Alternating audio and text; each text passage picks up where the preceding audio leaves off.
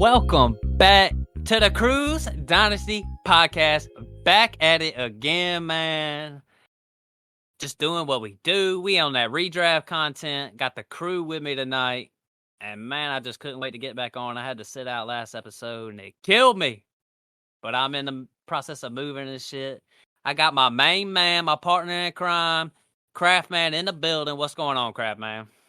We're doing the same thing as we always do, and we're just getting ready to talk this football and just been working out in this fucking heat. It's been a pain in the ass, but this is what I've been looking forward to all day long. And I got something to real say before I introduce, before we got our tech guy and Pati Poopa in the building. But before we talk to them real quick, I just want to say something. Romeo Dobbs getting a lot of love. Just want everybody to know the Cruise Dynasty Podcast with Matt Hamm and the Craft Man. We were the first ones to talk about Romeo Dobbs. That's all I gotta say. Now let me introduce. Oh, go ahead, Craft. Oh no, I'm good. I was just agreeing with you because we've been talking about Romeo Dobbs. All on it. I talked about Romeo Dobbs as a great Packers receiver when he was at Nevada. I was like, man, this dude right here, sleeper. Check him out. Gotta talk to our tech guy. Couldn't have done any of this shit without him to begin with. Our tech guy, Swizzy in the building with the bottle and the baby in his hand, record the pod. Swizzy, what's up, big dog? Not much. Like I said, trying to feed this baby. Working. Hey, man. It's hot, man. It's hot. That's one thing about the Cruise Dynasty Podcast. We're all about the fam. Everybody's about the fam. So since we're about the fam, let's bring the cousin on board. We got cousin Ian, Pati Poopa in the building. What's up, big dog? What's up? Cruise Dynasty Podcast. You know, I don't have a family except for Austin. But, you know, I love talking about fantasy football, running backs, particularly because they're OG. And I'm excited about this episode, dude. You know, we've been talking all week, and there's a lot of stuff that needs to be touched on, and shit's coming up quicker than you can think. And I can't wait to get it rolling, man. So let's go. What we got? Football, like Ian said, football is around the corner. Faster, I mean, shoot, man. Life just needs to settle down for me so I can sit there and pump out the content. But tonight's episode, breakouts and bust. So sounds good. A little B&B, breakouts and bust and beer. Breakouts, bust, beer, and Beamers. So basically we got a few breakouts tonight. Guys, how do we define a breakout, Craft? Guys that you are not going to draft at this ADP next year or the year after. Is that sound pretty good? That's pretty much it. Guys that hadn't really done it before. And I mean, it could be guys that have done it before but maybe fell off and think they're going to rise back up, but you know, it could just be a player that's gonna help win your league, you know. Right. And then bust, we'll identify as that guys at the ADP who are not gonna finish at that ADP that'll hurt you. So first, I just say we start positive, man. Let's just talk breakouts. I got a few breakouts that y'all might not like, maybe y'all will like. I don't know. And when I say breakouts, I'm not sitting here just being like, man, dude, you better go draft this guy right now. Like, go get this guy. I'm just saying, hey, if you're in the 9th or 10th round, you see this guy right here, a little bit different from a sleeper. I'm saying these guys could break out and be like a top end guy. Maybe not top end guy, but really win you your leagues. That's kind of like where I'm going. Yeah, think Ramondre Stevenson from last year. Somebody like that. Josh Jacobs getting drafted in about the 5th round, ended up as an RB1. You know, these are the guys. Amon-Ra last year. These kind of guys are what we're trying to get this year. We're trying to set y'all up where y'all get them kind of players that's going to pretty much break the league wide open for you. Well, since we defined what a breaker and a bust is, who wants to go first? Anybody just want to toss a name out? See, Susan, you want to toss a name out for us? Yeah, I actually got one. Now I don't have all of the percentages and stuff up for me, but I know where they finished. For me, He's had good careers when he stays healthy. James Conner, I think James Conner could massively outperform his ADP. 2 years ago, he finishes the RB5. That was as the backup running back. He was the backup to Chase Edmonds. I mean, then the next year, he dealt with some injuries, got hurt. He's got Keontae Mitchell back there. I mean, they're saying without Kyler Murray, they are going to run James Conner into the ground. If they get into these battles in close games, they're just going to run the ball. And even when Kyler's there, they still beat up James Conner. They love to run the ball. I think they're going to get everything they can out of him. You know, he's going to be 28. I mean, I just think that there's value, especially if you can snag him in the 10th, something like that. I feel like that's perfect. Right here, I got James Conner in redraft going as RB23. Yeah. I think in redraft, where will we say he's going? 61.3. So what is that? 6th, 7th? What Yeah, is about that? about the fifth, end of the 5th round, something like that, 6th round. So I would I'd jump on that all day. Hey, we're talking about a guy that's probably going to get like, I say it all the time. I say this number because I'm not pulling it out my ass. I swear I heard this before. Like 97% of the carries. We're talking about like bell cow shit. James Conner is that guy.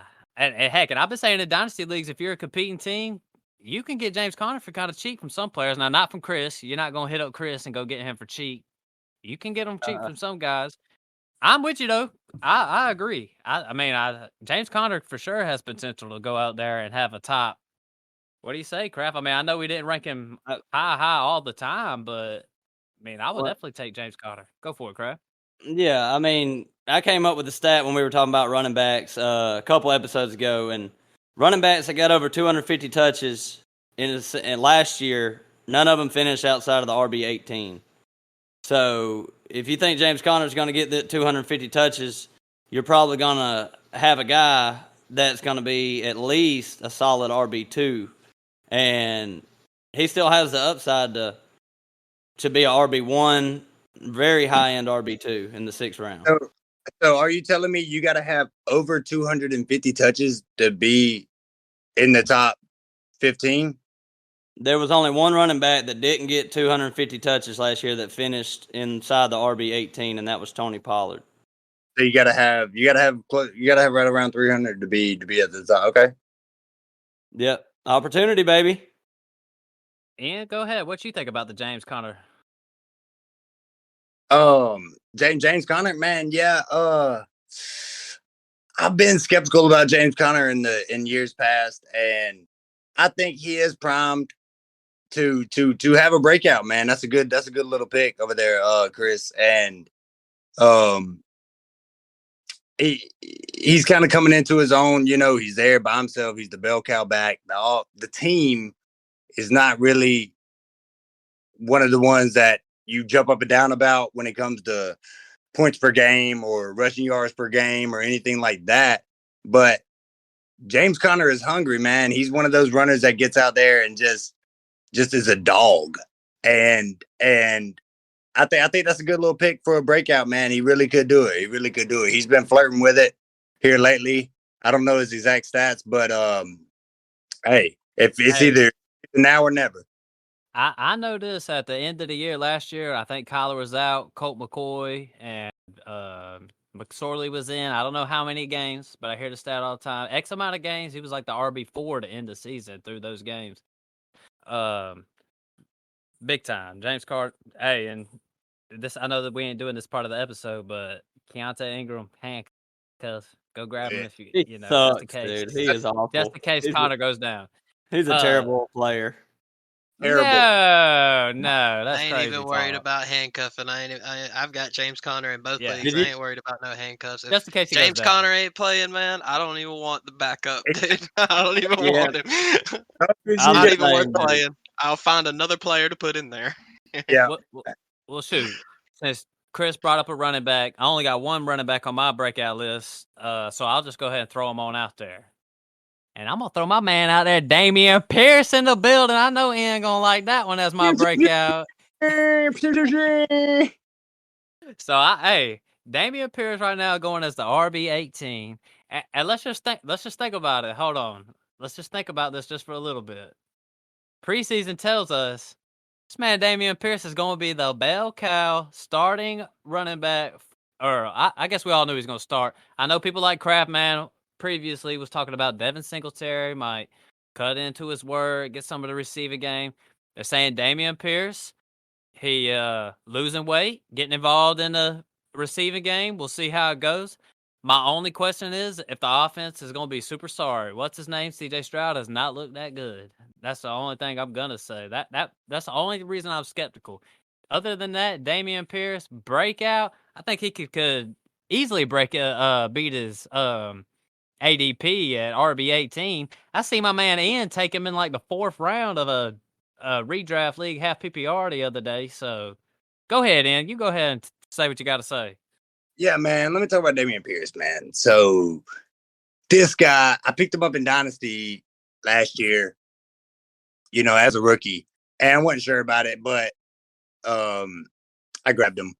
And throughout the whole season, they were talking about he's got nobody to compete with, and he just went out and balled out and took the starting spot.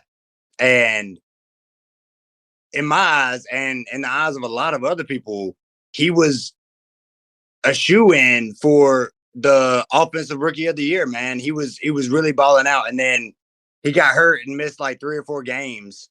And Garrett Wilson, whatever, he did his thing. But Damian Pierce, he's very prolific. He's not on a great offense with a great offensive line, but he's one of those running backs that is just passionate and has got it, and I think he's due for a breakout, man. And if you're sleeping on him, you're ugly, but if you grab him, you're gonna be good. Go ahead, Yeah. Crap, man.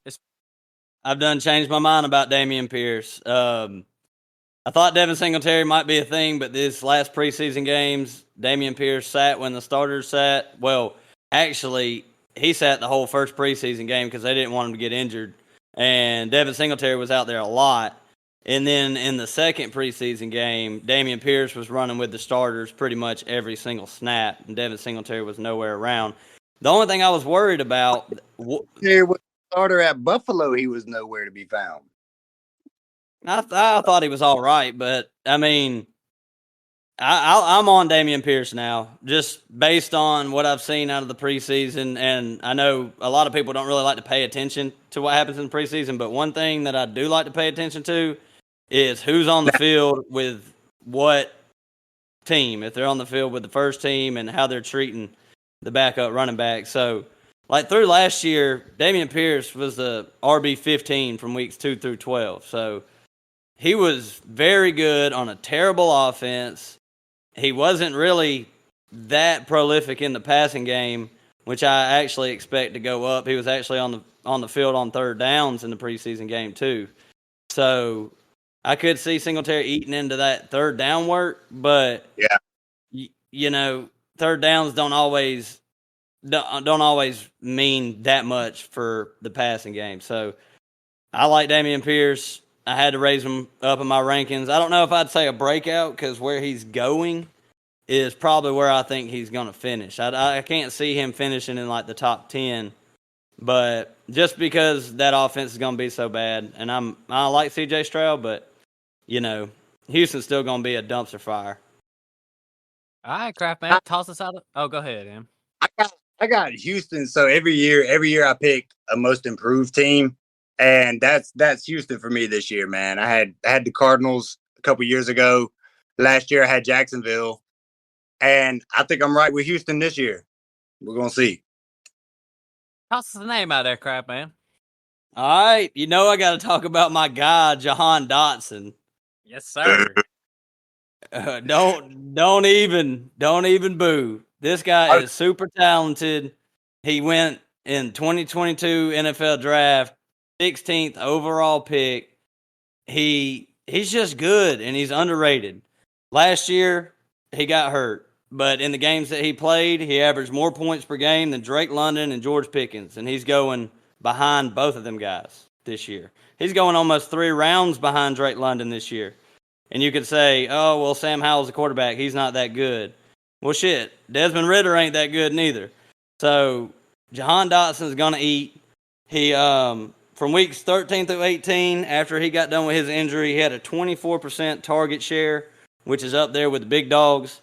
Average had more targets than Terry McLaurin in that span.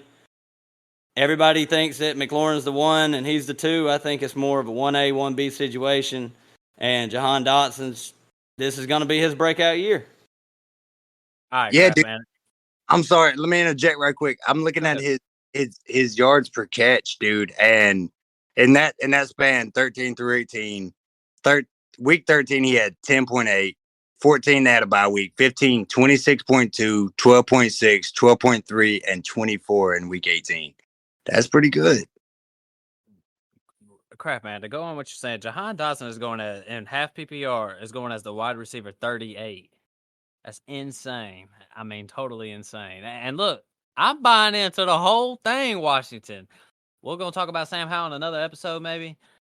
Eric Bieniemy up in the building. Listen, I'm a Falcons guy.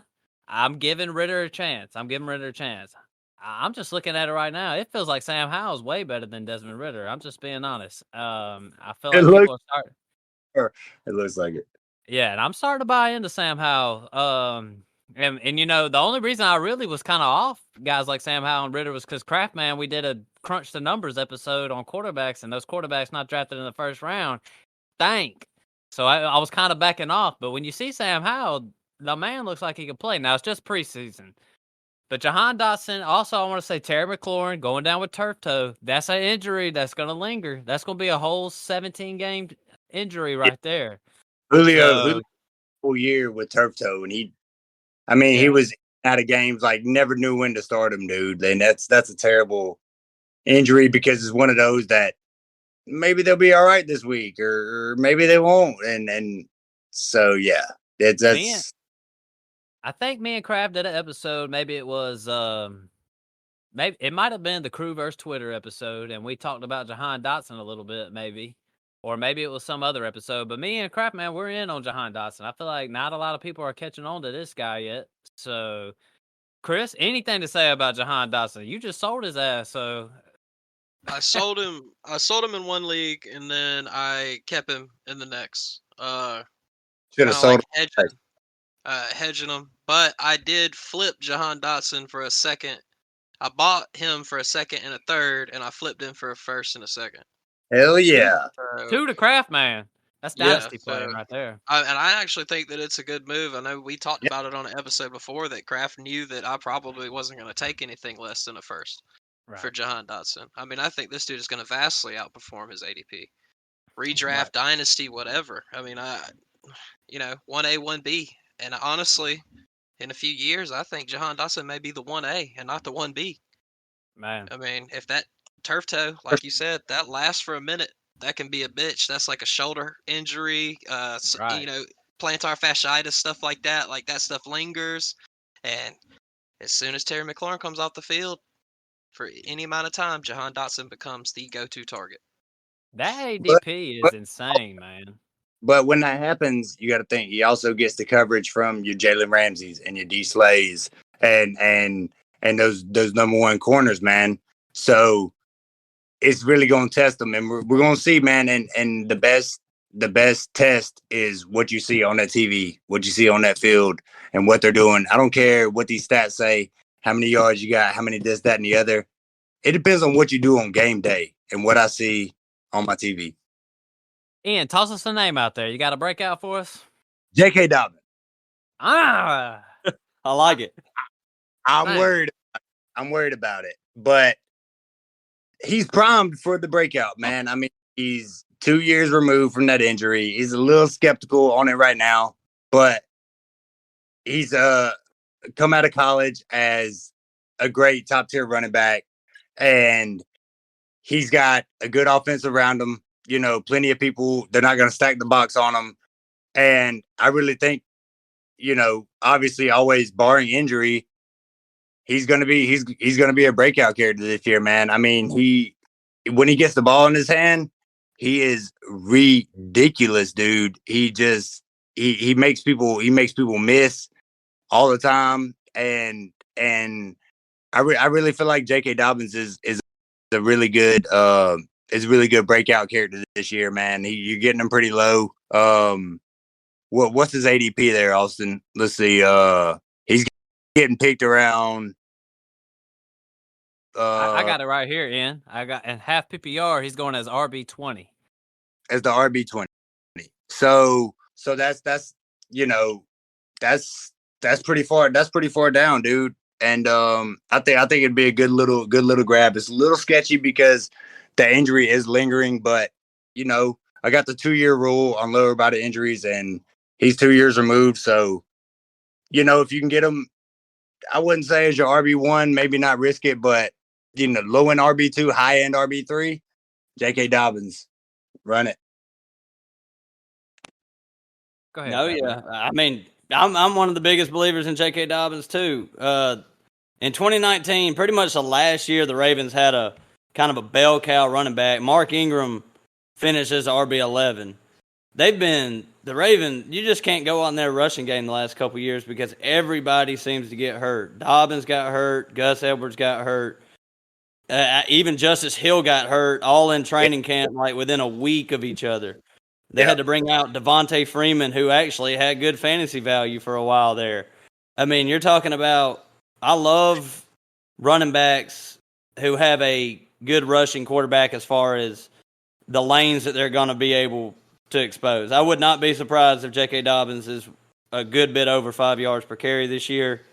Around the goal line, I think he has a lot of potential to get over 10 touchdowns, but that all depends on if Gus Edwards is going to be there, and Lamar's still going to steal some goal line work.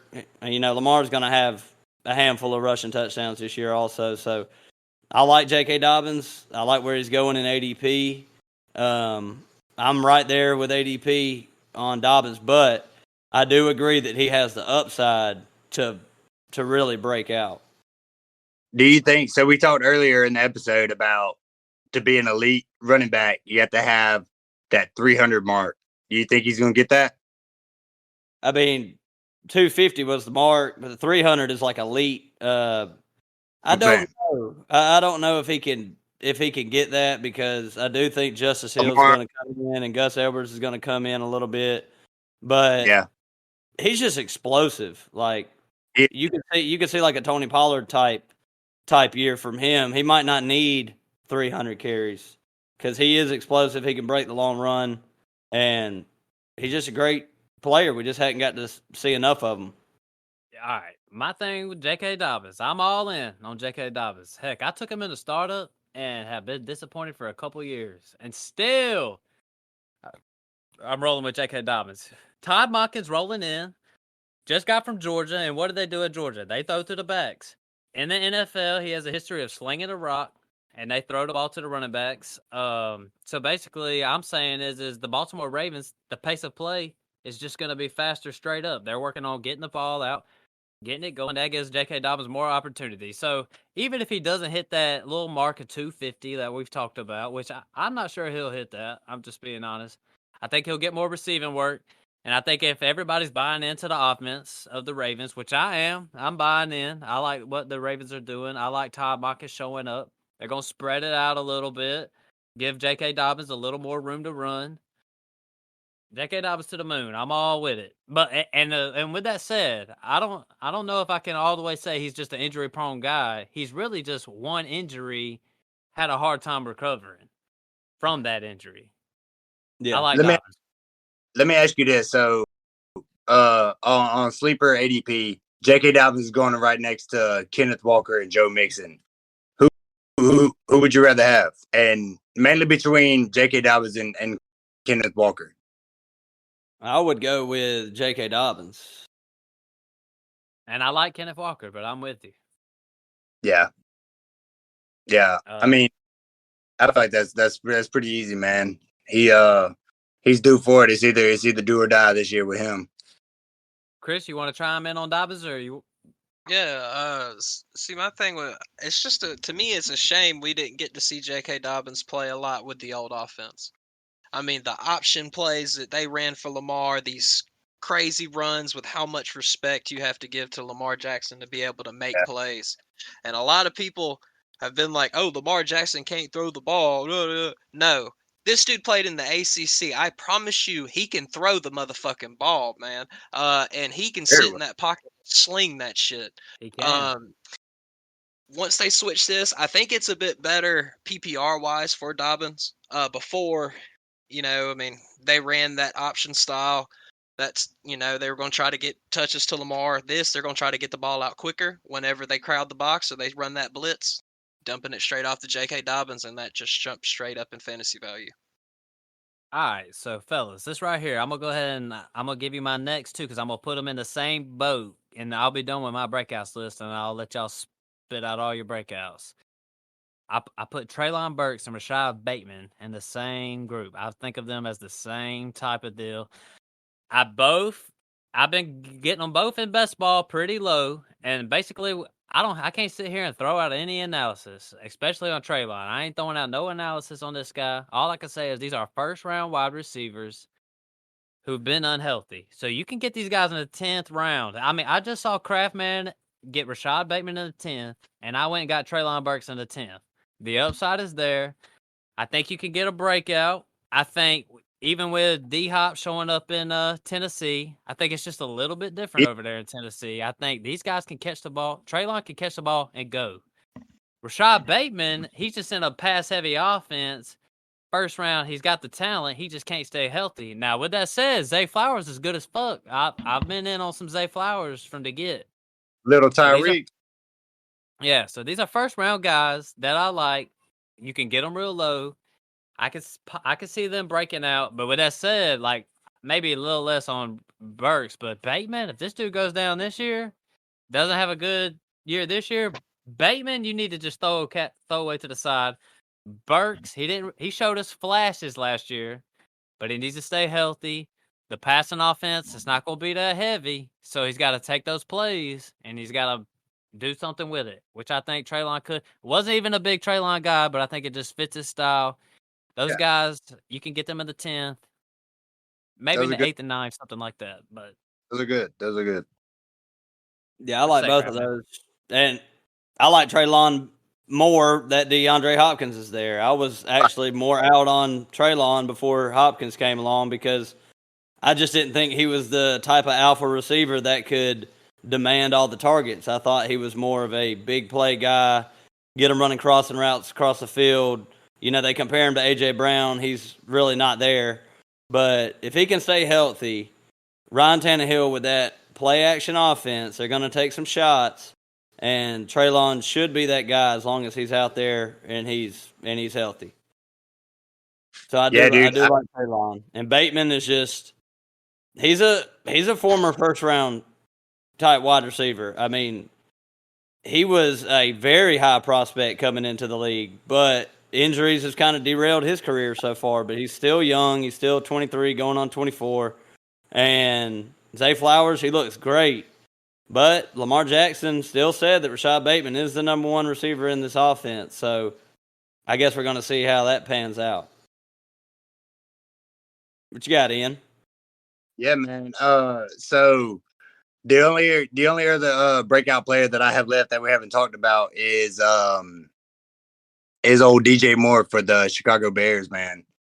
And the main reason I have DJ Moore on this breakout list is because he's had in the past 4 years three 1,000 plus yard seasons, and he's had a really great injury.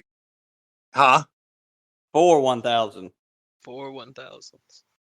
Has it been 4? Mm-hmm. In the last 4? Okay, exactly. And then super talented, man, DJ Moore. And he played every game. He's got a great injury history, and he's got to upgrade at quarterback. So all the pieces line up. He's not somebody I really want to draft per se, because I don't like grabbing receivers that are in new offenses. But when it comes to a breakout candidate, I think he's one of the best. And if you want to go get him, go get him. But he's going to be more on my radar probably next year. After he shows me a little something with Justin Fields, but yeah, I mean he loves getting 1,000-yard seasons, and he's got a better quarterback, and he tends to stay healthy. So I think he's a pretty safe bet for breakout. I know he's going around that Jerry Jeudy range, Brandon Ayuk range, stuff like that. I mean, if you want to take the upside, he's definitely got the most because Justin Fields, he ran for like almost 1,200 yards last year. I don't see that happening again. He might he's going to be throwing the ball a little bit more. And DJ Moore was the perfect guy for them to bring in. Sorry about it, Chris, Panthers fan. I mean, I was pissed, dude. trade your best player.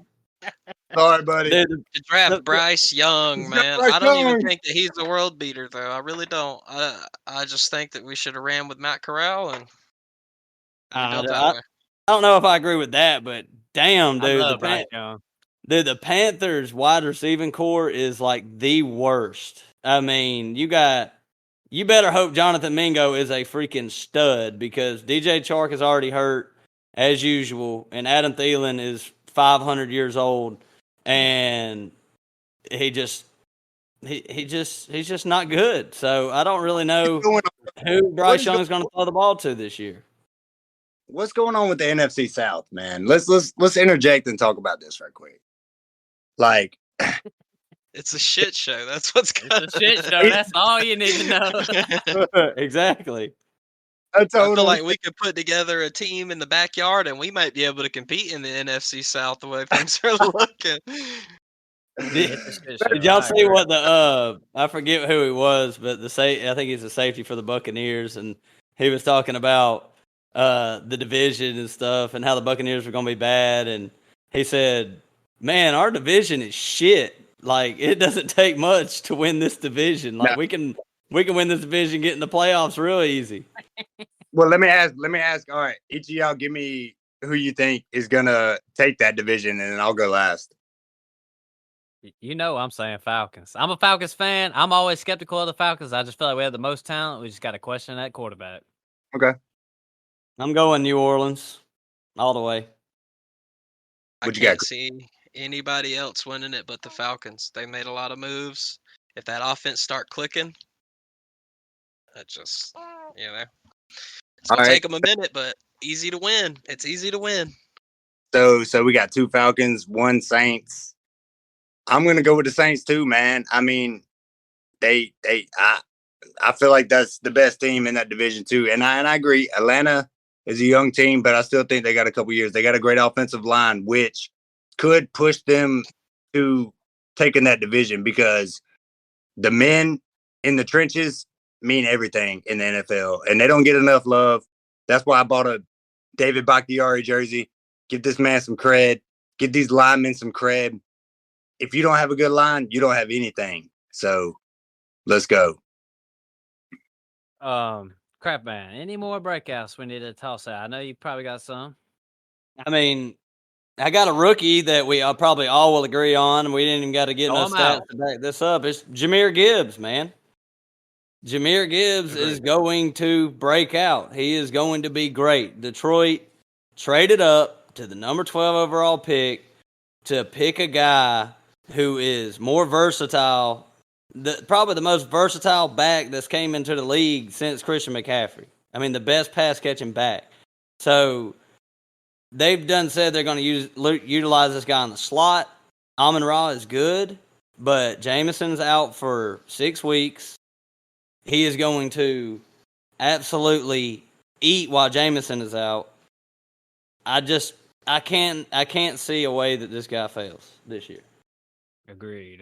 All right, Ian. Any more breakouts? Any more, Chris? You got any of y'all? Throw them names out here before we head to the bus. No more. We talked Chris. about. Oh, got any? Anybody? Well, no. I will talk I got about one more. sleepers. One more. It's Elijah Moore. I think it's time for Elijah Moore to break out. He did break out for a very short period with the Jets, about 5-6 week span. But I do have one negative thing to say about the Browns. They were 30th in the league in 11 personnel last year, which is 3 receivers on the field. So Donovan Peoples-Jones has been running in 2 wide receiver sets, and so has Amari Cooper. But when you trade a second overall or a second round pick, I mean, I think we could all agree that Cleveland's going to throw the ball more this year, right? I mean, wouldn't you think? I don't think they're going to run as many 2 tight end sets as they did last year. I think they're going to air it out. I think Elijah Moore is going to be in the role that he succeeds at. He's a smaller guy. He's about 170 to 180 pounds. And he needs to be in the slot where he can succeed. And the Jets were in no position to do that last year. So I think it's this year. I think it's his year to break out. Hell, crap! They got Elijah Moore coming out the backfield and stuff like that, from what I hear. So, and He's got to be good. Yeah, he's definitely gonna be good. You can blame Elijah Moore being bad for Zach Wilson and the Jets, is what I say. And the Browns traded for him, and it wasn't like it was a weak ass trade. It was like a second and something. I don't know. It was high. It wasn't exactly low round. It wasn't exactly a 7th round pick. Yeah. So, What the Niners are going to have to get for Trey Lance if they want to trade him. 7th Jeez. rounder. We're not really going to touch that subject. crap. Go I'm gonna ahead. be real. Trey Lance, the conversation of Trey Lance makes me think we need to make the Crew versus Twitter like a steady thing. Like we need to start bringing more of them episodes. We do need to start doing it weekly or either bi-weekly. Every now and then, just throw them out. Go ahead and say what you got to say about Elijah Moore. Well, the thing about Elijah Moore, I really like Elijah Moore. I don't really have much to say about him. I agree. I think he's going to break out in that offense. What I wanted to do is transition into our next segment, going off of the last person you had, which was Jahmyr Gibbs, which brings me to my bust candidate, my first bust candidate, Amon-Ra St. Brown. Because oh Lord, because hear it. because Jahmyr Gibbs is coming in. Amon-Ra is great. I don't feel like Jared Goff can do it again. Maybe he can't. Maybe he can't. Jahmyr Gibbs is coming in. And then halfway through the season, you got one of the best prolific rookies coming back, Jamison Williams. And maybe I'm wrong. Maybe I'm right. But I'm going to put Amon-Ra up there in our bus candidates, man. He's a great receiver, and I'm probably going to be eating my words later, but I think Jahmyr is gonna take it a little bit. I don't know. What you think, Matt? I couldn't disagree more with Amon-Ra. I think Amon-Ra is more of a candidate to finish as like a top 3 guy this year than he would be a bust. But the thing is because I feel like his floor is safe with this PPR action. His floor is safe. But here's another thing. I'm not really buying in that Jamison Williams is about to just hop in halfway through the year, just got carted off with a hamstring injury again. And even if he didn't, he's just going to hop in again. And I get it. I like Jamison Williams coming out of college too. But I'm one of those guys, it gets to the point where it's like, we got to see your ass on the field. Like, I got to see more than a busted coverage touchdown. Like, I want to see a little more. And I like Jamison Williams. But also, I think Jared Goff, they got a rapport. Amon-Ra, short to mid-range. I feel like that's just Jared Goff's wheelhouse right there. So Jahmyr Gibbs could cut into it some, maybe, but it could make the offense better and make Amon-Ra more touchdowns. He only had like 6 touchdowns last year. Yeah. I like Amon-Ra. Go ahead, Crab. I like Amon-Ra too. I think Ian's a dumbass bitch. I mean, what are you thinking here, Ian? Who is Jared Goff gonna throw the ball to while Jamison Williams is out, man? Jahmyr Gibbs, dude. So it's gonna be. Now Amon-Ra is that guy. He's going. Where's he going? About wide receiver 10, something around that 9. I got something to say real quick because I know I even crack jokes on Ian about this. He loves guys that are passionate and love football. This man Amon-Ra loves football, man. Loves that shit. So I'm just shocked that you talking about Amon-Ra. I know, man, but I'm trying to come up with buzz candidates, and I feel like he was somebody, I mean, and then like I said, I'm probably gonna eat my words, but I feel like he could be. I feel like he could be a bust, man. I feel like he could. It is a gut feeling thing because it is hard to come up with these busts. I'll admit it was hard for me to come up with them. Chris, you love Amon Ra. What you think he could bust this year? There's just no way. Yeah.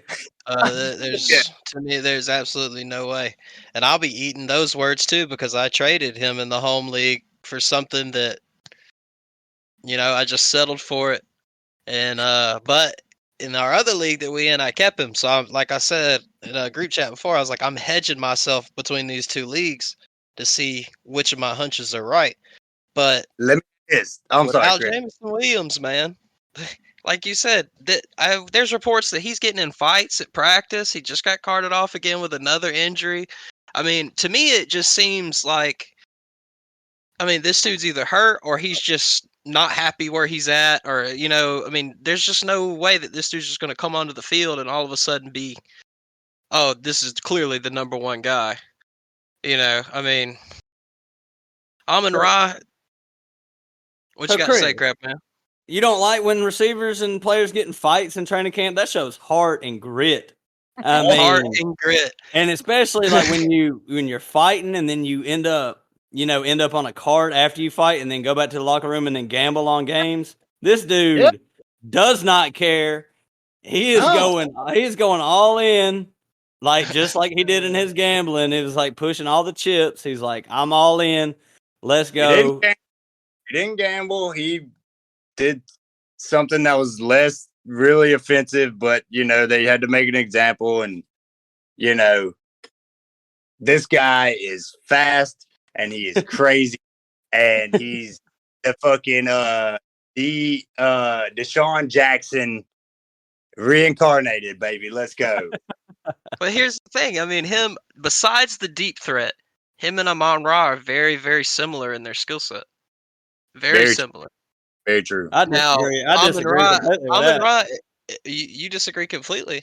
I disagree. I think Jameson Williams is a big play guy. I think Amon Ra. Well, no, that's why I said regardless, beside the deep threat, then their their play style is kind of similar, because I could see Jameson Williams being a PPR guy as well, because they could move him and Amon Ra around the slot, run them short, run them long. Amon Ra's been working on the deep routes. Yeah, and he's gonna catch your number one cornerbacks, man, and that's gonna leave Jameson open. But he's coming back in 6 weeks and blah blah blah, this, that, and the other. But Jahmyr Gibbs though is gonna do it though. Hey, I ain't even gonna hate on Jahmyr Gibbs. I'll before we move on, I'll just say, to me, Jared Goff strikes me as not a deep ball kind of guy quarterback. So him hitting Amon Ra just seems like in his wheelhouse. That's why I like it. Go ahead, Chris. I'm gonna say, whenever the Lions end up on the 1 yard line, like they did all last season, Jahmyr Gibbs he'll be on the field, but I think David Montgomery is going to be the one getting the touchdown. I definitely agree with that, but I'm not shying away from Jahmyr Gibbs and his 80. No. He's gonna be good. I'm just saying, like, they were on the 1 yard line forever, dude. I like Montgomery this year too. All right, Crap Man, throw us a bust out there, big dog. All right, going to bust. I know you're going to like this one the most. It's Ramondre Stevenson. He's going as the RB12 this year. Zeke showed up. He weighs about 290 pounds, but 390. You remember when the Patriots used to run Vince Wilfork around the goal line? I think that's what's going to happen with Ezekiel Elliott this year. I think he's going to steal all the goal line work. And the Hamm did in the NFC Championship game on the last play. No, I can't even keep going about Ramondre. I just think the workload is not going to be there this year. I think he's going to be. I like Ramondre as a talent, but I do not like Bill Belichick as a coach of running backs, because he always finds a role for these guys. I wouldn't be surprised if, Zeke is in on some third downs just because he's a better pass blocker. I still think Ramondre in this point of his career is a better pass catcher than Zeke, but, Ramondre had pretty much all the work last year, and he made the best of it, but the goal line work is definitely Zeke's. And I think Ramondre is more of a, back end RB2 rather than where he's getting drafted at as, a back end RB1. Yeah. Yeah, and I think from like a NFL like non-fantasy perspective, Ramondre Stevenson, one of the best people you can have on your team, especially mixed with somebody like Zeke, that's your go-getter, and then Ramondre just is your X factor. But from a fantasy standpoint, whew, I'm staying away. Like always, I draft Patriots. I like these busts right here because we've had some big disagreements on the bust. So this is what I'm saying right here. The Patriots have nobody. They have no weapons on the outside, and they bring in big fat Bojangles Zeke, and I'm supposed to shy away. And this is my only argument right here because I've been saying it. Ramondre was bad at the goal line last year. He only had like 2 touchdowns from the goal line, and even had fumbling problems. He was even fumbling the rock. No competition behind him, as far as I see it. I'll put it like this. I'd be more worried of Ramondre if they brought in Leonard Fournette, somebody where they was going to take away the passing game. He finished as the RB7 last year with terrible goal line work last year. So if you bring in Jerome Bettis Jr. and you bring him in and he comes in and he takes some goal line work, so what? So what? And another thing I'll say before I hand it off, the offense should be better this year, seeming that they got an actual offensive coordinator in there. So I agree with y'all with the Bill Belichick thing. I agree with y'all 100%, but we just come to different conclusions. To me, that makes me want it for redraft. I don't want it for dynasty. That's how I see it. Yeah, I'd pass him off in Dynasty for sure. I'm actually higher on him in redraft than I am Dynasty, but, I am scared to be wrong about this guy because maybe Bill Belichick, does use him as the main guy. And if Zeke just steals goal line work, I'm with you, Matt. If that's all that he steals, I think Ramondre will still be, decent. But to go as the RB12 this year in ADP, I'm not getting on that. There's so many running backs that I prefer over them. So just to test this out, I'll ask you, Matt, Jahmyr Gibbs or Ramondre Stevenson? Ramondre Stevenson. All right. What about you, Ian? Jahmyr Gibbs. Najee. What about Najee? Ramondre, man. I'm going to go Najee with that new offensive line. Yeah, me too, Chris. I agree. See, that's the one I feel like I could be wrong on is the Najee one. I think Najee is like, I'm not high or low on Najee. I think he's right where he belongs. Like, just high end RB2 is what you're going to get out of him.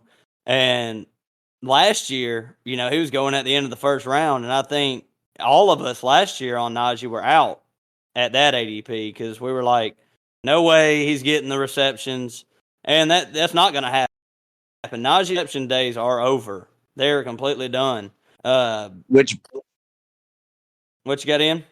No, I was going to say, which brings me to my next bust pick,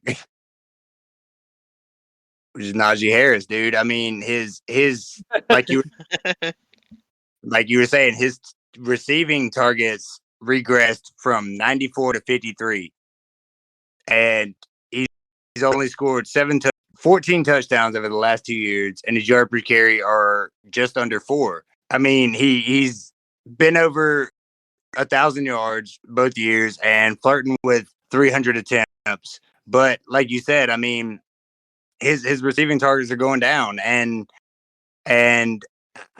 I want to be up on Najee, but he's only scored 20 touchdowns in the last two years, and I don't really see him getting any better. He could, but a lot of Pittsburgh Steelers running backs are a product of the offensive line, and this could be, a better year, upgrade year, but it's hard to tell. We don't have a lot to go off of, but I feel like Jaylen Warren being there, we've seen a lot from Jaylen Warren. A lot of people like it, but he's gonna have to fight for that job.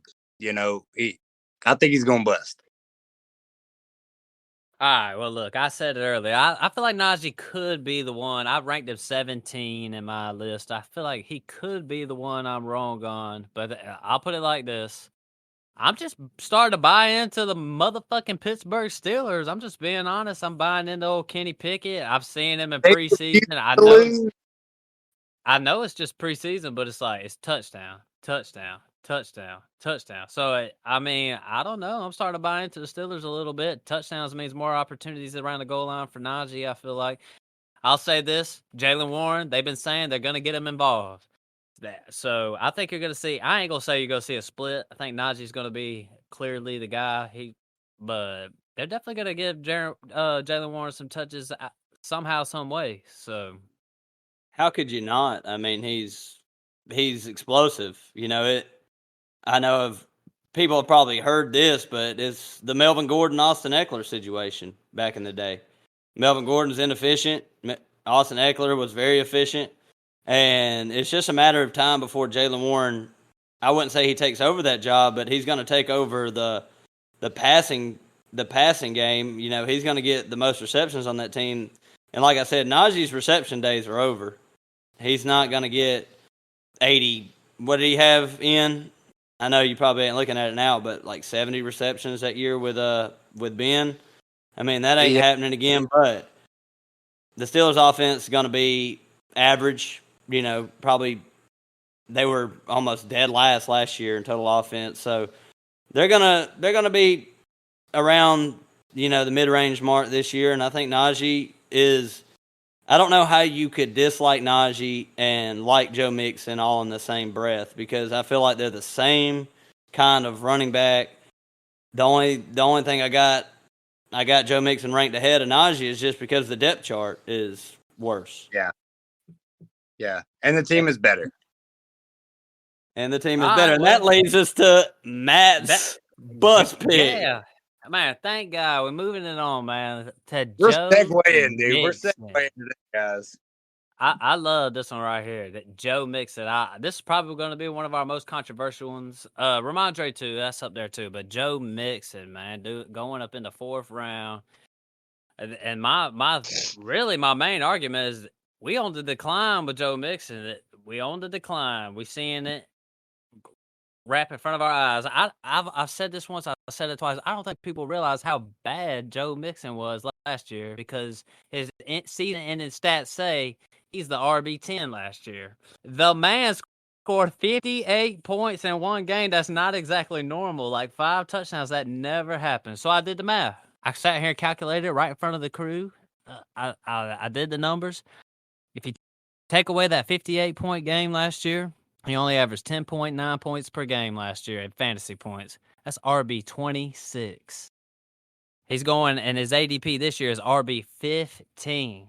And then, too low. Well, people, and you know, Crafty's super high on Joe Mixon, so we're disagreeing on this one. But it's like, they're like, well, Samaje, he took some of that work last year. Samaje Perine been with the Bengals for like 3 or 4 years. Last year, we're just now figuring out he's there. That's because Joe Mixon ain't nothing. The dude's a bum. He had 60 receptions last year, and he can only give us 10.9 points per game. And this is the only reason I say this, because he did have that 58-point game. 10.9. Where are you getting 10.9, Matt? I'm saying 16 points per game. If you take the 58-point game away from, that's 10.9 points per game. Well, at least give him some points on that one. I mean, even if he didn't score 58, maybe he'd have scored, 20. But what I'm saying is he didn't just have an outlier game. He had an outlier of an outlier game. This dude had a crazy game that just never happens. If you put him in your lineup, does he feel like the RB10 in your lineup all year? Hell no, you don't feel like the RB10. The dude's putting up RB26 numbers. You can't say you felt comfortable putting him in your lineup every week. Go ahead. We're looking at high-end RB3 type numbers without that 58-point game versus the Panthers. Looking at a high-end RB2, this man's only finished outside of the top 13 twice. And his 6-year career, going on 7 years, he's finished the number 4 2 years ago, and number 10 last year. He got hurt the year before that, and then the 2 years he was 13 and 10, and he consistently is a good running back on a great team, dude. He doesn't get the most touchdowns, but he scores plenty enough to be a high end RB2 and a low end RB1, man. And I wouldn't be totally okay with him being my RB1, but I think there are much worse people, and he's on a great team, so he's going to have the opportunities to score and to get touches. All right, Matt. It's my turn. It's time to put you out, man. Joe Mixon got him ranked as RB10. The Bengals throw the ball a lot, right? I mean, they're one of the top, the top teams, passing rate. Lamar Jackson coming in this year with the Ravens, you think they're going to change their offense and throw a lot. Would you take J.K. Dobbins over Joe Mixon according to your rankings? Yes, I would. And give me the purpose of that. Joe Mixon's going to get all the receiving work. J.K. Dobbins Lamar never throws to the running backs. And who's going to be the goal line back in Cincinnati? All right, but my thing is, he was getting that receiving work last year, and he still wasn't putting up numbers. But this is the number I got to put up. We always talk about all that stuff, but then people bury Rachaad White. He's inefficient. He gets all the receptions. So why don't we start showing him more love? He's on a terrible team with a lot less scoring opportunities. I could see Mixon with 12 touchdowns this year. He had that massive game you were talking about last year. He scored 5 touchdowns in one game. He still only had 9 touchdowns all year. I can definitely see him getting over 10 touchdowns this year. But see, that's where me and you differ. Because I'm saying he's physically on the decline. Of all these running backs like that, are people who are not saying on the decline, like Dalvin Cook and Alvin Kamara and Aaron Jones, all these guys who are getting older, somebody's going to be on the decline. And I'm picking this dude right here who he didn't do much last year outside of one game. I just totally disagree with it. It's hard when it's a running back on such a great team, dude. Like it's hard to say that he ain't gonna do good. Because he's got to be fine. He was on a great team last year, and he was the RB10 last year because of one game. 4 or 5 touchdowns in a game because his team is fucking badass. You're looking at a season-ending stat, and then you're putting him in your lineup, and you're like, dang, this guy's the RB10. I don't know if you put him in your lineup and felt comfortable with him every week. I don't know if you feel like that. Henry? You going to say the same shit about Derrick Henry? Because Derrick Henry scores fucking 40 points in one game, but you're not going to fucking drop his ass off the chart. Where did Derrick Henry finish, and where was his average yards per game? Derrick Henry, he finished as the RB4, and his average yards per game average points per game was 17.9. And that's a 7-point difference. Golly, that's not even close. That's a point difference. That's a how much? 3. Joe Mixon finished with 14. All right, so you're saying that's a 3-point difference with a 58-point game log? I don't know, man. That seems crazy. Man, Matt, you're going to be eating your words on this one, bud. I don't know, man. The only thing that's going to keep Joe Mixon out is injury. If he gets injured, I don't want to hear that. Oh, he was a bust. But he was a bust. Joe Mixon, I won't say that. I really won't say that, but I'm just saying, like, he had all the receptions last year. He was on a great team last year. I mean, we need to see some more production. And don't give me some IJ, because some IJ been there. I think what happened was we skipped over to the bus like real quick, and I think you were still on the breakout section when you mentioned Joe Mixon. I think that's what happened. Did you forget we were on bus, Matt? I don't know how you can break out putting up RB3 numbers. I mean, that was just tough for me. Let's move on. Yeah, move on. Who's another bus? I got. In fact, Chris, Chris, we ain't heard from you. While you rocking the baby to sleep? You want to throw a bust out there? I mean, I was about to say something about Joe Mixon. Go for it, Chris. Go I ahead. actually disagree. I don't think that he'll have 10 touchdowns on the year because I think when they get into the red zone, I think Joe Burrow is going to throw that ball into the red zone. I don't think it's going to Toss be it Joe in. Mixon. I Jamar think that Chase. Yeah, he may get a few, but I mean, he played the Panthers. We have a shitty fucking defense, and he was just running up the score. That was all they were doing. They were doing snow angels in the damn end zone. I mean, they were fucking us up.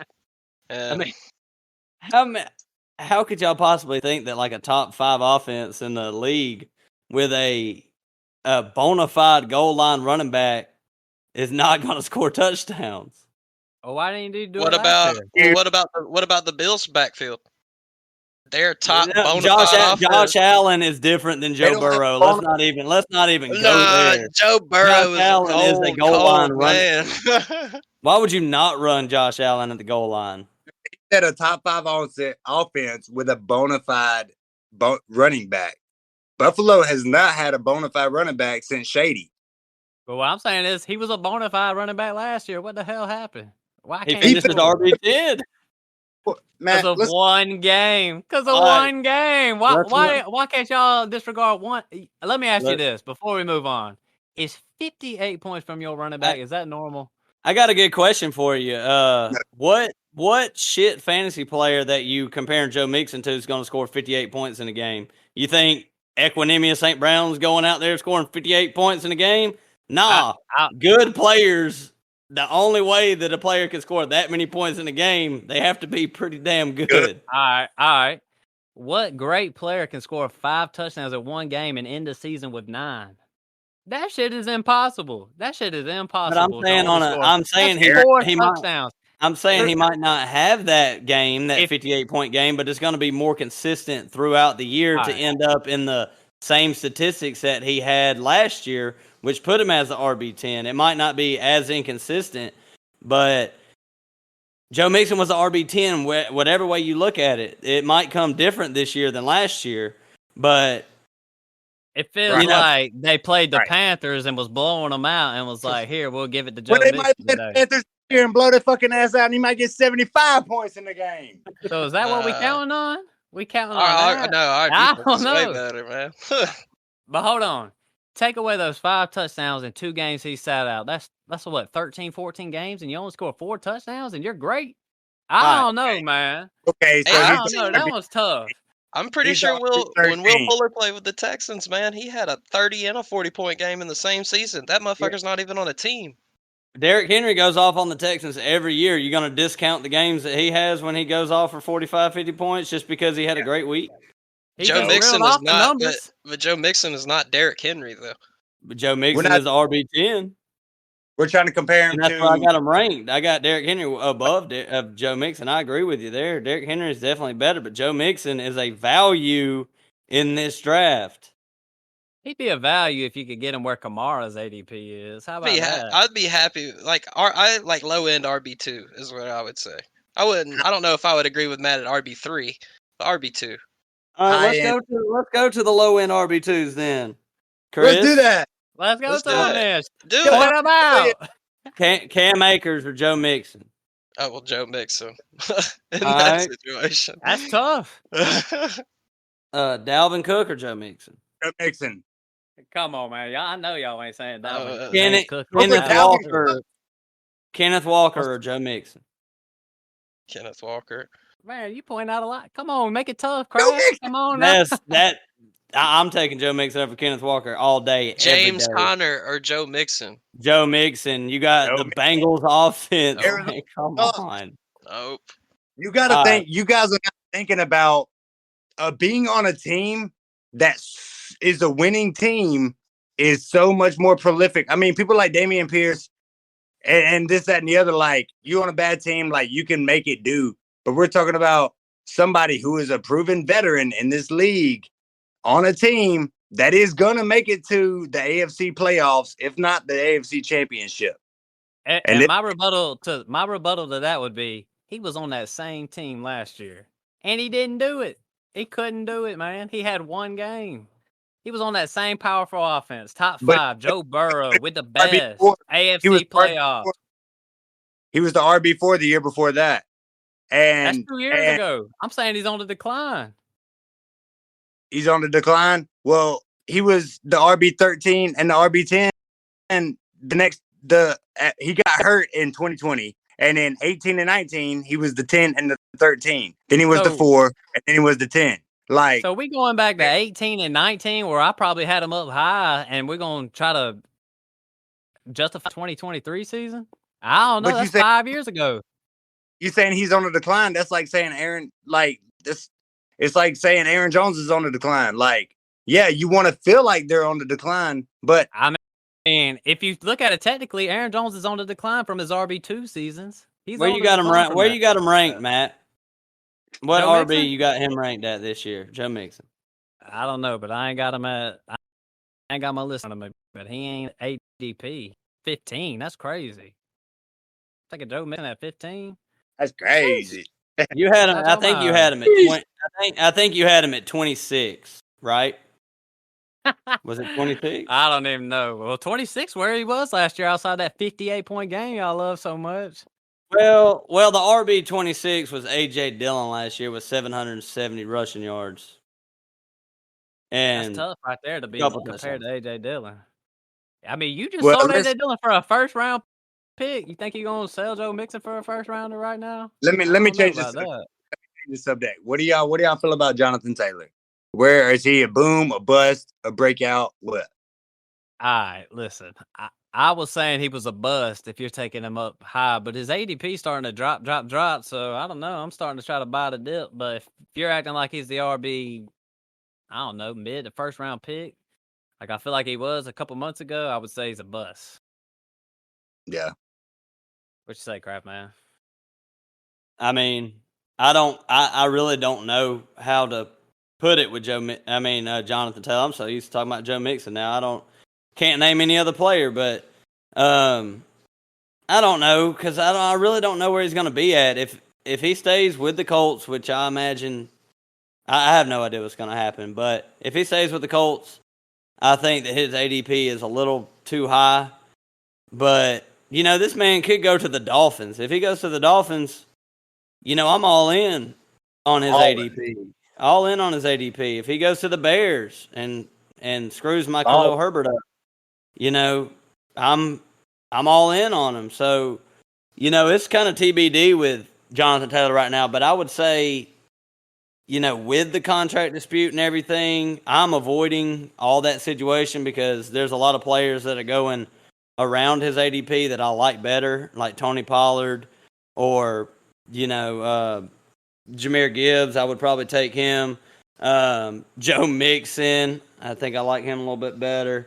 But it's just TBD. If you're drafting this weekend, you're really just going to have to call your shot because one thing I got to say about Jonathan Taylor, though, is the receiving work's going to go down. Anthony Richardson is a rookie quarterback who is mobile. He's not going to throw the running backs a lot. Their offense is going to be stagnant. They're not going to move much. He's not going to have many touchdown opportunities.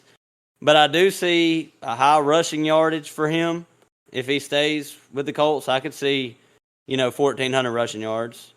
But 1,400 rushing yards and 8 touchdowns, that might give you right around where his ADP is, and I think that's probably his ceiling. Yeah.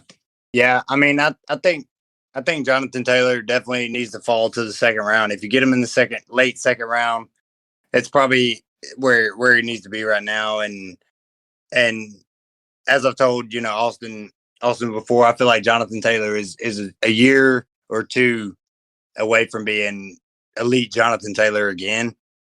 They need a couple things to figure out. I'm talking if he stays with the Colts. No telling what he's going to do. He's going to stay with the Colts. Like, where else is he going to go? That's going to pay him and this, that, and the other. But stays with the Colts. I think he's a year or two away from being elite again. And I really want to know what Chris thinks. I'm thinking this dude is going to end up in South Beach. And when he goes to South Beach, that dude, his ADP is, it's going to be right where it needs to be. We're going to be talking top 5 running back. If he goes down there with them, it's going to be absolutely ridiculous the shit that they can do out of the backfield. Yeah, I've seen Dolphins, Rams, and Bears is what I've seen. If you ask me though, Bills. Bills, yeah, I've seen that one. And if you ask me though, and Kraft knows I've said this, I don't think not one running back is holding out. Not one running back is getting traded. They're all going to be there. Josh Jacobs will be there. JT will be with the Colts. That's how I feel about it all. That shit don't work with the running backs. No, Can't it do it, doesn't. man. I mean, if a team wanted to trade for him, they would have to give up, a first or second round pick plus take over the contract and pay him more.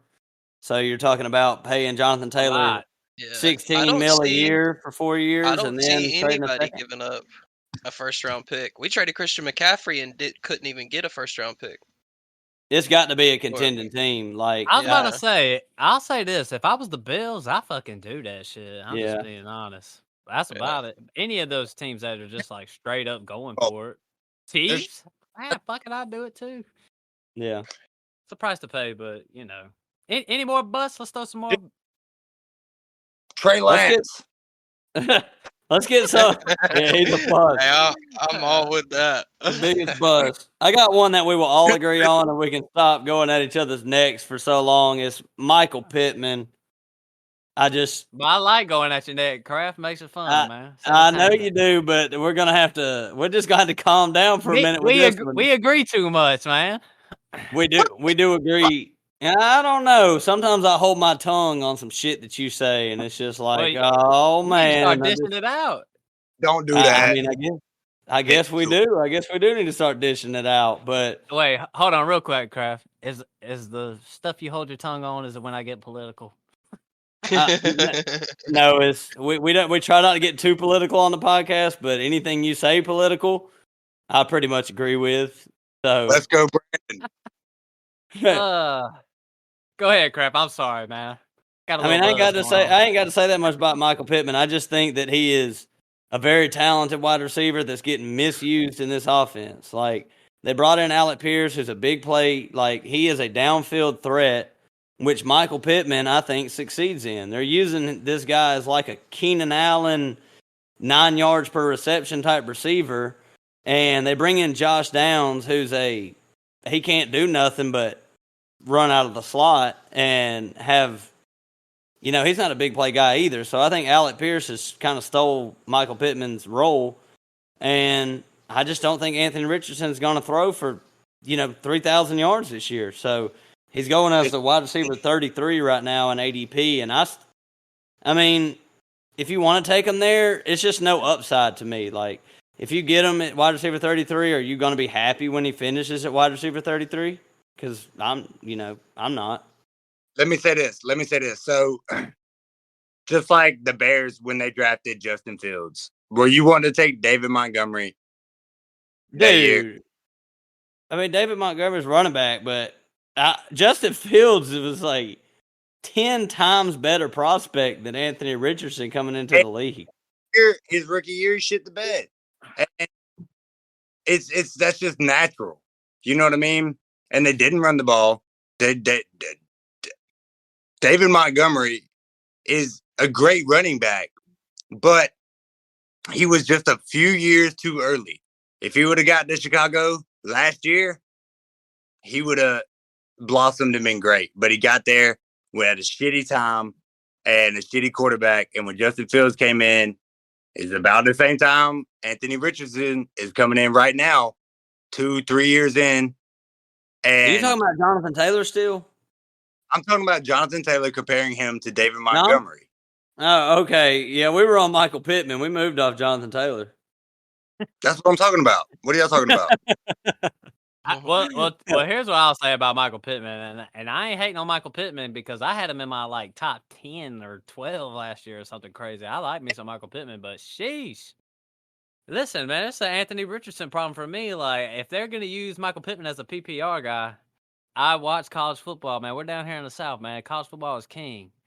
And I know everybody's like, oh, Anthony Richardson, he was in the SEC. Like, listen, man, that dude ain't accurate. And I ain't exact.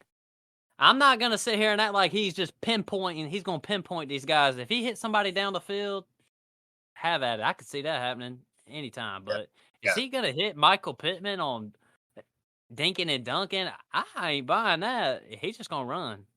But 2 years from now, 2 years from now, He'll be Trey Lance. we'll be having 2 a years different. from now, I'm saying this dude's not even That- going to be on a roster. Might as well throw Minshew up in that bitch. I mean, good lord. I'd Hey, if rather have Minshew was in Minshew, to be there, honest with you. if Minshew was in there, Pittman would be higher up in my rankings for sure. I mean, Oh yeah. Quit. Y'all better quit. Y'all, Ah. y'all leave Richardson alone. He's the youngest starting quarterback. This motherfucker, he's young. You know, he just hadn't had the. And I'm not an Anthony Richardson lover, but I feel like he's getting thrown to the wolves, and he's not gonna do good this year. But I feel like I don't know. I want to say he's gonna be great. I want to say he's gonna be great, but most of the quarterbacks that come into the league and start their rookie year, it's not good. It doesn't usually work out. I mean, there's a few Herbert, Burrow that show out, but it's tough. But he's a young cat, and I think he'll be better, but not this year. all right, this is my point on Michael Pittman. You got a rookie quarterback. He's the worst thrower of all the rookie quarterbacks. Are we drafting Nico Collins or John Mechie or any of the Houston Texans receivers other than like the last round? Are we drafting any of the Carolina Panthers receivers? Yes. Yeah. All of them. Unless it's like the 13th round. Why are we drafting Michael Pittman in the 8th round? You know, he's the worst of the rookie quarterbacks at throwing the football. So why is Michael Pittman higher than any of them other guys? Hey, Because he had a pretty good rookie season with Matt Ryan. He had a pretty good season, and Well, he looked like I mean, it wasn't his It's his rookie year with second Matt year. Ryan. Yeah, it was Yeah. rookie year with Wentz. but with that said, like Anthony Richardson's hype is coming because of the rushing upside. It's definitely not his accuracy. which is huge. I mean, I can see it. Like if Anthony Richardson breaks out and breaks the league, like I could see it. Like I'm not really big on it, but you know, as The far only as like, wide receivers go, I'm off those guys. There's only been Yeah. like 2 quarterbacks that have came in on the rookie year and balled out in that same body size, like Cam Newton and Robert Griffin. You know, so it's hard. It's doable, but it doesn't look very good. I mean, All right, I'd still like to go back and see who their wide receiver ones were. Cam Newton and Yeah. RG3. What were the receivers really that relevant or what? Relevant? Probably. Smith. I don't think it all was. right. I don't think Steve was there. Nah, We had Greg Olson too, didn't we? Yeah. Greg, Yeah, Greg Olson was. that was his main all guy. right. I got another bust for y'all, real quick. I've been big on this bust. Devontae Adams, and I know that's gonna hurt because I know we got some Devontae Adams guys up in here. But Devontae Adams right now is going as the wide receiver 8 and half PPR. He's going ahead of Amon Ra, Garrett Wilson, Jalen Waddle, Chris Olave, Devontae Smith. A lot of stuff, and you know how I feel. I think Jimmy G coming in, that's not exactly an upgrade from Derek Carr, in my opinion. I'm not a huge Derek Carr guy, but I also don't hate on Derek Carr. But Derek Carr was throwing bombs to Devontae Adams all last year. This one feels. I mean, I think it's going to be bad. I think this could go to nasty. This could go to ugly. So I don't know. Devontae Adams. Yeah, man, I agree, dude. And you're brave enough to put him on there. There's not a soul in my body that could put Devontae Adams on a bust list. But I honestly feel like he could bust for Devontae Adams bust. You know what I mean? I mean, this man finishes in the top 5 all the time. But yeah, he's due for a regression, man. Jimmy G is not Derek Carr, and he's definitely not Aaron Rodgers. But Devontae Adams is one of those guys that you put it towards me, I can go and get it. So it's kind of hard to say with Devontae Adams, but yeah, I agree. I think he's gonna bust a little bit this year. But I'm not. Matt said it. I mean, Go ahead. I agree. He's going as like the wide receiver 9. You know, that's probably going to be his ceiling this year. He had 100 receptions last year. he had 15.2 yards per reception. That's not Devontae Adams. He's usually around 12 yards per reception. So if you want to go back to his normal days, and Jimmy Garoppolo doesn't throw the ball down the field, so you take 3 yards off of that yards per reception, he's sitting around 1,200 yards. He had 14 touchdowns also. You bring that down to about 10. He's looking at Christian Kirk numbers last year, wide receiver 12. So I don't think Devontae Adams is going to kill your team, but if you're looking to draft a receiver there in that early second round, go with A.J. Brown, go with C.D. Lamb, go with Garrett Wilson. These guys can win you your league. If you want a back-end wide receiver one this year, and I still think Devontae Adams is like the most talented receiver in the game, but that yards per reception is going to go down. His touchdowns are going to go down, and he's going to end up around that 12 to 15 range, in my opinion. Yeah, if you're picking at the 101 and you took Christian McCaffrey and Devontae Adams makes it back to you in the second round, that's value. But the problem is Devontae Adams is going, right there around Garrett Wilson, Amon-Ra, A.J. Brown. Those guys. Right. Yeah. Right behind C.D. Lamb. Right behind C.D. at 7. He's at 8 right now. So that's one that I'm going to avoid. Listen, guys, this episode's ran long, probably longer than what we thought. If you got some bust names, we don't have to go in depth. Just throw them on out there. I'm good. No, man. DeAndre Hopkins, I don't like him. I don't D-Hop. like him with the Titans. Couldn't agree more. Chris, you agree with that one? Yeah. Mm. I hate to say it, but me and Chris are big D-Hop guys, man. I can make a case that D-Hop is greater than Julio Jones in his career, but just can't do it, man. He's going off. Yeah, I would tell that. All right, I'll throw some names out there. What about Terry McLaurin, turf toe? Could he bust? Nah, I like Terry this year. What about George Kittle? No, I do think he could bust. How? Too many mouths to feed in that offense, and he's going as what, like the tight end 5? Right. I don't really think that, like, we look at it as like, oh man, it's this great offense, but I think when I break down and actually look at it, I don't really think there's that many mouths to feed. There's not. Hey, I agree. I like that. I like that take. I mean, I'm not as big on Deebo Samuel as a lot of people are. I mean, Christian McCaffrey is going to demand his touches and whatnot. Elijah Mitchell shows a little bit of promise, but I mean, if Christian McCaffrey's lined up at the wide receiver, they gonna guard Christian McCaffrey over somebody. I mean, and like I said, literally every time that they ran that play where they stacked the left and they ran George Kittle on that post, it was wide open every fucking time. Man coverage, zone coverage, it did not matter. He scored every time that they ran that play. That's some good analysis right there. This man played down the whole thing. This man played 8 games in 2020 and still finished the tight end 20. I mean, he was the tight end 20. I mean, after 8 games, he played half the season and was still in the top. He's elite. That would put him as a tight end 10 if he played the full season in. Kraft. With that said, Kraft, he's going as the tight end 4 right now, so he's going ahead of Kyle Pitts, Dallas Goedert, Darren Waller, Evan Ingram. Evan Ingram's a little bit deeper, though, but he's going ahead of Dallas Goedert and Darren Waller. I'm out on Kittle because them guys you mentioned are like they're the number 1 target in that offense. George Kittle could be the number 4 target in that offense. Number 4, you're crazy. It's a tough one because he had some Brock Purdy. It's definitely a tough one. What about? I'll throw another name out there. Breece Hall. He's been dropping in all our home drafts. Breece Hall bust. Ian says in Hard Knocks, the man's looking good. I think he'll be all right. I don't think he's gonna bust. I think the whole Jets are gonna bust, except for Garrett Wilson. Man, I don't think Aaron Rodgers is gonna return on ADP. If you're drafting him, I don't think that Breece Hall is gonna return on ADP. I think Garrett Wilson's the only guy in this Jets offense. I've watched Aaron Rodgers for years and years and years. He runs a slow-ass, methodical offense. Like, this offense is going to be super slow, and he's going to target Garrett Wilson because he favors one guy. Allen Lazard will have some touchdowns in the red zone.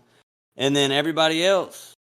But- Dalvin Cook's going to have some games, but Breece Hall's, you know, they wouldn't have brought in Dalvin Cook if Breece Hall was 100%. That's not true. That's not true. How many teams have brought in veteran running backs to make sure they back up a running back just in case they get hurt? I mean, that's not uncommon at all. They do paying that. him- Yes, they do, but they paying don't him pay $8 million. They don't pay him $8 million, and also it is good for an NFL team. It's not good for fantasy football. Yeah, and I mean, and it makes sense because Breece Hall is still hurt right now, and they want to secure their running back position because they're going for it all. They're going for it all right now.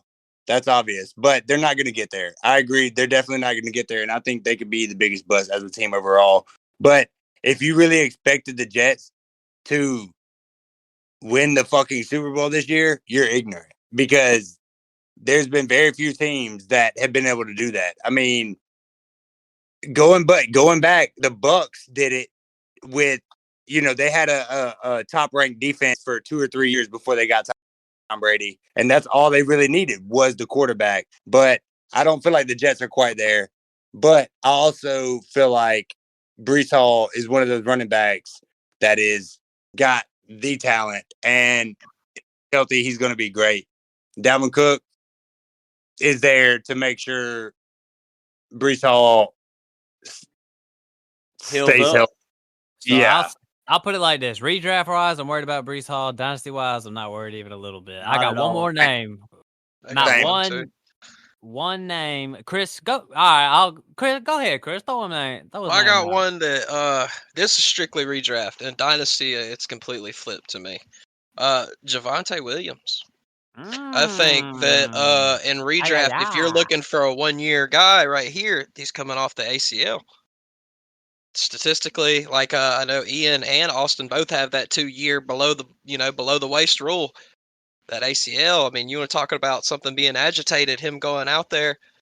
They got P. Ryan back there now. I mean, it's.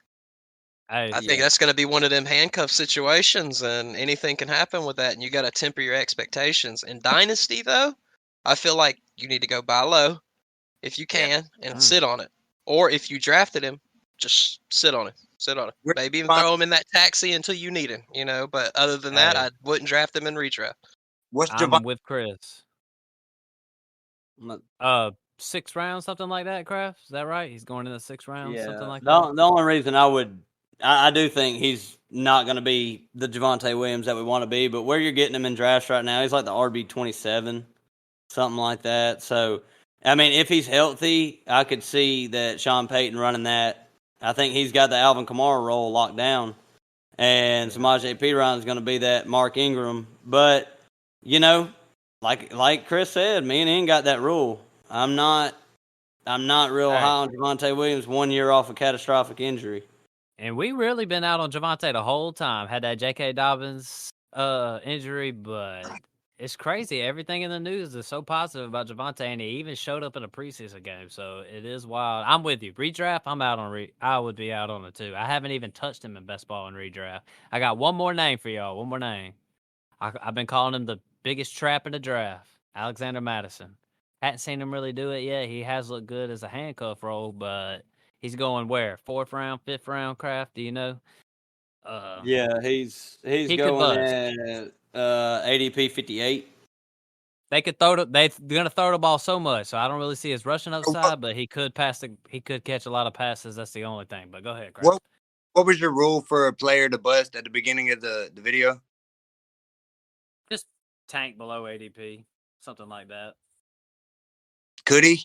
I mean, his ADP is pretty low for what he is and what team he's on. And if he takes the Dalvin Cook role, I mean, every time Dalvin Cook wasn't there, he was just as good. I put it like this: he's going as the RB22. You want Madison or James Conner? Madison.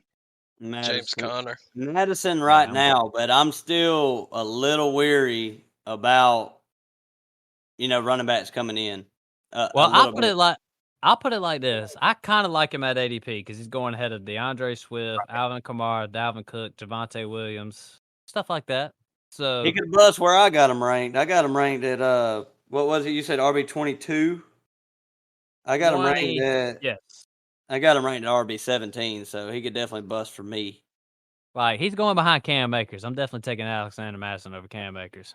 I got him at 14, dude. I got him,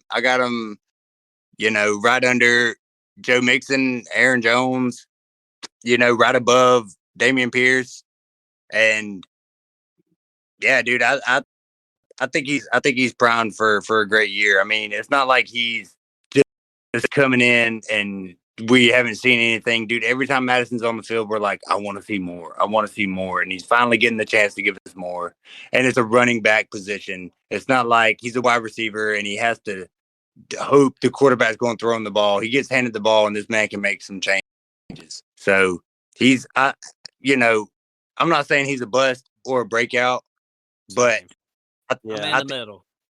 I'm ADP. I'm like with you, man. I'm like ADP. I see his ADP, and I'm like, that's not that bad.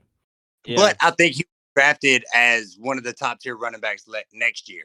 I feel like by the end of the year, we're going to be like, I want me some Madison next year. Go ahead, Kraft.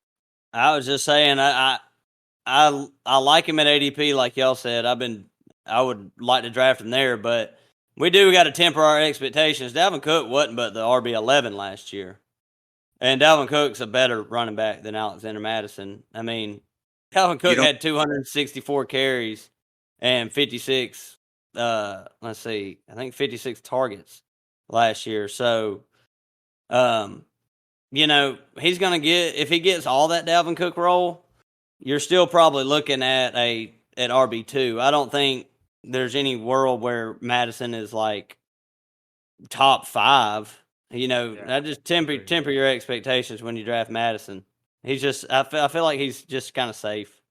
All right, Chris, anything to say before we clock on out, man? I mean, yeah, redraft. I could see Madison. I feel like with my pick at what he's going at, I'm going for something else. And then, because if I can take James Conner in the 7th or the 8th round, I can wait on that. I can get something else. Yeah. Madison, he's premier handcuff. He was always a premier handcuff. Right. Anytime I just went through and looked this up. Anytime Alexander Madison has seen over 50 or 50% snap percentage or more, he has scored 15 points, 15 fantasy points at 50% snap percentage. He's had a couple that were just under it, but I mean that in itself just shows me. I mean, at 68 he had 20, 66% he had 23, 86% he had 19.9, 75 he had 14.5, 50 he had 15, 62 he had 28 in week 17 of 2020. You know what I mean? And this guy has been there. He's a veteran in this league, dude. And I think it's his time to fucking shine, dude. I'm excited about some Madison. I just honestly think that we're assuming that right now he's going to get that share. I think they're going to bring somebody in. Yeah. It's always possible, and Kraft alluded to it a little bit earlier. What I was going to say is the way a lot of people feel about Madison is the way I feel about Khalil Herbert. And Khalil Herbert, he's going as, I'm sure we might talk about him later on, he's going as like the RB37. So it's like people are higher on Madison but lower on Herbert for some reason, which I ain't hating on because I like Madison at ADP. So with that said, fellas, this was a long episode. I'm sure. Well, hell, all our episodes are long. We get on here and we get to rambling. Probably talked about Joe Mixon too long, fellas. Herbert, Alexander Madison debate, but we can take it off. So, like them both. But with that said, I like them both. On out. Better pick Madison. Crap! I said the way people feel about Madison. It's the way I feel about Herbert, but Herbert's getting drafted at RB37. Hey, we'll just wait till the next episode, and we'll be talking about Khalil Herbert a little bit. Right. All right. Thank y'all for listening, man. It was a good summer for us. We hopping into redraft right now. Thank y'all for listening. Every single one of y'all. Every download matters, and we love it. We just having fun doing it. Craft, man. Anything to say to our people? just reiterating what you said, man. Everybody, thank y'all for listening, for sticking with us. I hope y'all like these long episodes. I know a lot of people do. So, we're going to keep rolling with the long ones. But, yeah, just appreciate all y'all. Pate Poopa, anything to say? Yeah, heck yeah, I got something to say, man. I love coming on here with you guys, and y'all hold together a tight ship. And we get to rambling on this, that, and the other, but it's always a good debate. And I just really appreciate it, Chris. I'm glad you got on here. Austin, y'all hold it down. Y'all keep it together. What you got, Chris, man? I know you got to get the baby to bed. He's asleep already. Not I'm just sitting here rocking him. But one thing. It's time for motherfucking football, man. Hell That's yeah. what it's time for. Sitting in front of the TV all fucking day on Sunday and on Monday, getting yelled at by our wives for watching more football than watching the kids. It's just, it is what it is. But, I mean, Yep. we live for this shit. I love football. I like fantasy sports. Right. So, love the fake stuff, baby. The fake stuff. Got some big things and coming for the Cruise Dynasty podcast. Hopefully we can see Swizzy on here more. Life's got to settle down for him. That joker's got 2 kids, so that dude's going through it. So, with that said, man, thank y'all for listening. We love pumping out the content, but with that said, man, we out. Peace.